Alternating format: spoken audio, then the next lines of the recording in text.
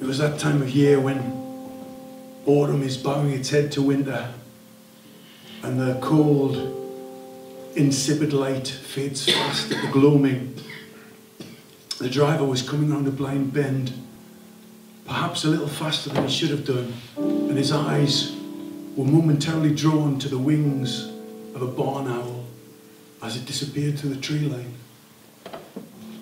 When he turned his attention back to the road, he was shocked to see that there, directly in front of him in the road, was the pale, small figure of a little girl. Well, he slammed his foot on the brakes and he spun the steering wheel desperately, and his car fishtailed across the damp surface of the road, and it spun off into a ditch, and it only actually came to a full stop when he went headlong into a tree. He jerked forward and he was shaken and really scared, but scared mostly for the little girl, not for himself. And he struggled and he got out of the car and he made his way to the point in the road where the girl had been stood. But there was no sign of her, so he checked the hedgerows and the ditches on each side of the road, and the road up ahead and the blind bend that he'd just come round, but there was no sign of her anywhere. And when he went back to the exact spot where she'd been and looked more closely at the road, he was kind of desperately hoping, God help him, that there was no blood there.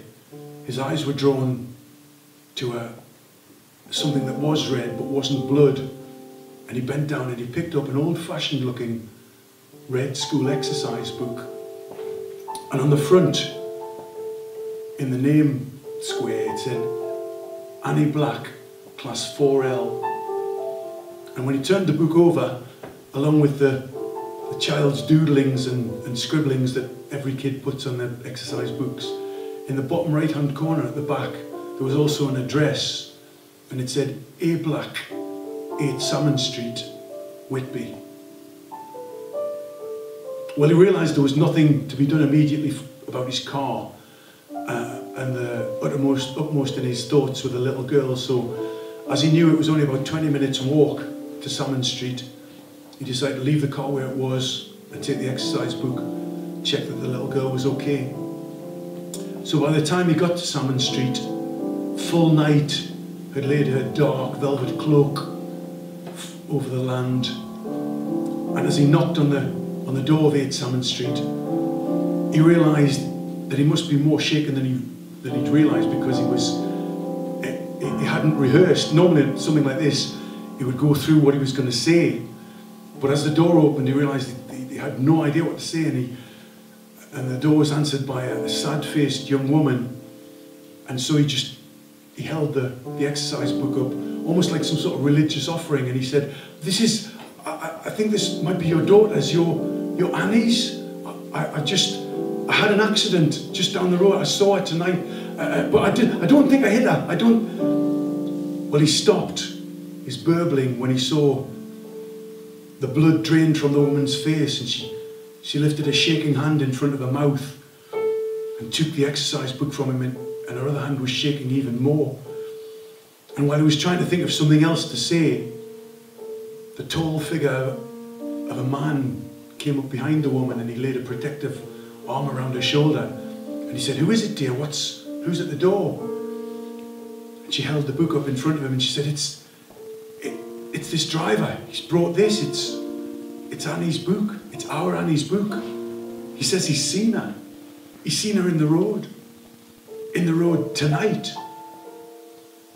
Well, now the father took the book, and he glanced at the book, and then with a dangerous look, he looked daggers at the driver, and he said, "What is this? Is this your idea of some sort of sick joke? What are you doing with this?" And the driver said, No, as I said to your wife, I had an accident, but I saw your daughter, but I don't think I hit her. I swerved, and the driver was shaking his head, and the father was shaking his head, and the father said, "It's not possible." And as he leafed through the book, he said, "And when was this? When was it?" And the driver said, "Well, it was tonight, not half an hour ago. But why do you keep asking when it was?" And the father said, "Because our daughter Annie She was in an accident on that bend, but it was 10 years ago. 10 years ago tonight. And now it's the driver's turn to go pale. And he shook his head and he said, "But I don't understand what you're telling me. Are you saying that who I saw, that what I saw was your daughter's, was Annie's ghost?" Well, at these words, Annie's mother let out a strangled cry and she went sobbing back into the house.